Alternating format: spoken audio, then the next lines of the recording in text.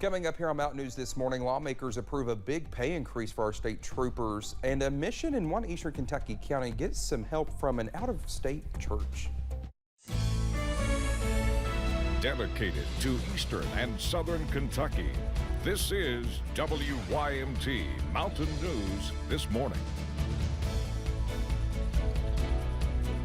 Good morning. It's almost 6 o'clock here. I'm Dakota Makress. Good morning to you. And it's Wednesday. We've made it halfway through the week. Hallelujah there.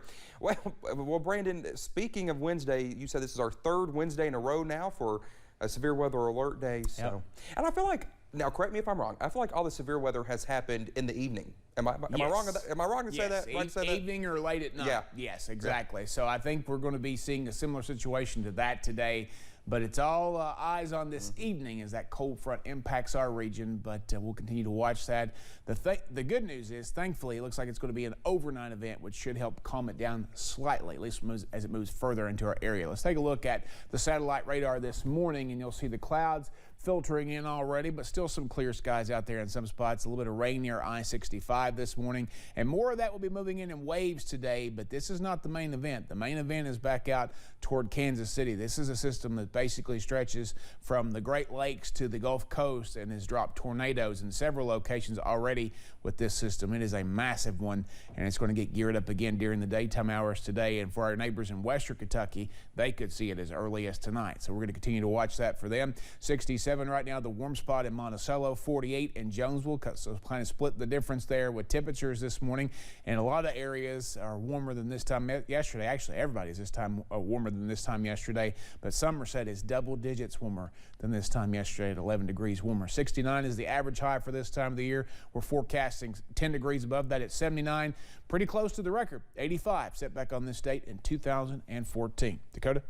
All right, Brendan, thank you. Well, Governor Andy Beshear thanked lawmakers yesterday for taking up his proposal and approving raises for state troopers. He signed House Bill 259 and Senate Bill 209 in front of the new KSP cadet class Tuesday morning, bringing the largest raise for state troopers in the department's history. A $15,000 pay raise for all state troopers and a $15,000 boost to the starting salary. The governor says these moves, along with investment in recruiting campaigns last year, will help bolster the agency back to its needed level. Between the two of them, we are seeing some of the largest and certainly more diverse classes than we have seen in a while. It's really important. It's going to help us be safer. And the great part is it's working not only to bring troopers in, but it's also cutting down on retirements. The new salaries also come alongside higher stipends, continual training, and body cameras for state troopers. The governor is also teasing a major economic announcement this morning, calling it an historic investment. The governor says it will produce thousands of jobs and solidify Kentucky's leading role in an emerging industry. It comes half a year after the Ford battery plant announcement. Momentum the Commonwealth will look to build onto, with thousands more jobs set to be announced Wednesday. Kentucky saw $11.2 billion in private sector investment last year in a state of 4.4 million people. Saw 18,000 new jobs at the second highest wage we've ever seen. The Kentucky Association of Manufacturers describes the transformation of Kentucky's economy as a result of the auto industry alone as remarkable. We hope to cover Governor Beshear's announcement live on the WYMT Facebook page at 10 o'clock this morning. The American Trucking Association reports that America needs about 80,000 truckers. Transportation experts say the shortage is driving up the price of goods. In Kentucky, you must be at least 18 years old to hold a commercial driver's license and operate a commercial vehicle in the state. But you must be at least 21 years old to drive a commercial vehicle across state lines, carry hazardous materials, and transport any passengers. Rick Taylor, president and CEO of the Kentucky Trucking Association, believes lawmakers should do more to bridge the age gap. When someone leaves high school and they're making a decision of whether they want to go to college or whether they want to go to some type of trade, they're not waiting until they're 21 years old to make that decision. The Kentucky Trucking Association is traveling to high schools across the state, encouraging young people to join the profession. Senator Rand Paul made several stops in the mountains yesterday and made his first visit to Alice Lloyd College in Knott County to speak with faculty and students WYMT's Keaton Hall was at the roundtable conversation and talked with the senator. Senator Rand Paul spoke at Alice Lloyd College in Pippa Passes on Tuesday at a roundtable event. Students, faculty, and local leaders were in attendance. Hopefully we draw some attention to Alice Lloyd College, and maybe other kids will say, wow, that sounds like a great place for me to go to college.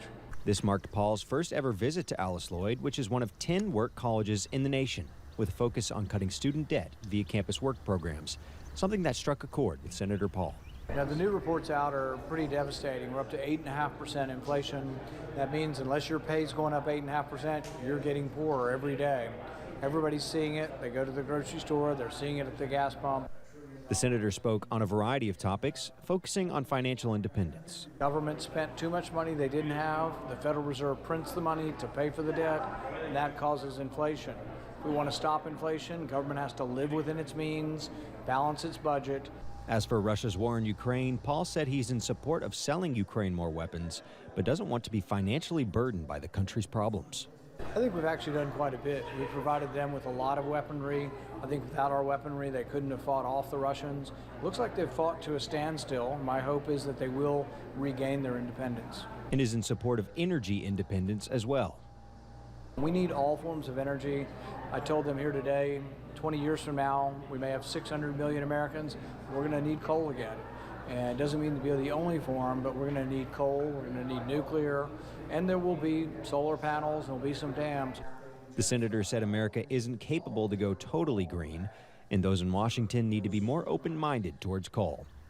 In Knott County, Keaton Hall, WYMT Mountain News. Well, the senator also stopped in Jackson to recognize the Small Business of the Week, Kelsey's on Main. Well, if you live here in Hazard, you've probably noticed the many changes that have been made downtown, and this comes after the city's strategic plan of 2020. That is a 28-page guide that highlights the city's goals for a 5-year time span: infrastructure, workforce improvement, downtown revitalization, and community engagement are all goals within the plan. Downtown coordinator Bailey Richards says Hazard has welcomed a large number of small businesses since the plan began. Now, as someone who works here and does the work that I do, I want this to be a place that we can have economic prosperity for the city, for the citizens, but then also I want to see our small business community grow, and that's something that we've really pushed for. She adds that although the strategic plan covers a 5-year span, city officials hope to continue making improvements well beyond that time frame. Emergency Christian Ministries is a homeless shelter in Williamsburg looking to do more than just house those in need. Board of directors are in a long process of renovations while looking for more volunteers and funding to help get the building up to where it needs to be. Their goal is to give those that stay there a better life as well as life skills. We just recently got a grant for $8,600. We got to spend it. We have plans to buy iPads and games and books and pay for tutoring and anything like that we can help further the education of the children who are here and their welfare also. They also eventually would like to build halfway houses to help people transition back into their lives. If you're interested in helping out in any way, you can visit WYMT.com for contact information for the shelter. Well, Tuesday may have been opening day for the Reds, but one group from Cincinnati has people opening their hearts and arms right here in the mountains. Our buddy Forbes has more about a church group from Crossroads that hit the road to help out in Martin County. Snipping, sweeping, serving. Church is an action, not a place. We really believe that the way we can engage others and show God's love is through getting out, going. Crossroads Church from Cincinnati is on a mission in the mountains. It's not like little old poor Martin County. That's not the thing that we want to portray. Working with Appalachia Reach Out to spruce up the Collier Center. It's not a thing of coming and just helping us, but you're coming to serve alongside of us because this is work we're already doing 365 days a year. Joining in on ARO's ongoing dedication to pouring into the people and places of Martin County. To be a part of the efforts that are going on in this community to really bring a building back to use, to be sort of a heart of a community. There we go. Organizers say the cleanup, one of several projects the church is working on this week, is not only a glimpse of how the groups give, but the things they gather. how impactful it is for them. Because if this can happen in a community like Martin County, they definitely can take what they've experienced here back to their community where they serve. Learning from the locals Communities that we live in reflect the heart of the people there. while leaving a little love. Because you can make a difference. And I think if we begin to invest in our local communities, we'll see a great difference. And a lot of landscaping. Giving it a haircut? In Martin County, Buddy Forbes, WYMT Mountain News. Well, those involved say there is always a way to lend a hand in your community or a chance to offer a little help to a neighboring area.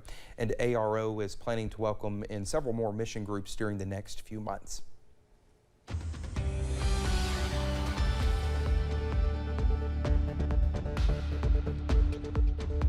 6:10 here on this Wednesday morning. We're tracking some very mild temperatures as we start this Wednesday off. We're in the 40s, 50s, and 60s, but even the 50s are few and far between. We have 140-degree reading there. 48 in Jonesville is the coldest spot in the region. 67 in Monticello is the warmest as you head out the door. 79 this afternoon. 20% chance of rain during the daytime hours today, so scattered. 70% chance of showers and storms tonight. We're going to continue to see some of those stay on the stronger side. We are in our severe weather alert day coverage now. Started at 5 a.m. this morning. Those strong storms will roll through the region tonight, but we start to trend drier as we head toward Easter weekend. Dakota? All right, Brendan, thank you so much. It's almost 6:11 here. When we come back, law enforcement agencies around the world take action against those who commit cyber crimes. That's next.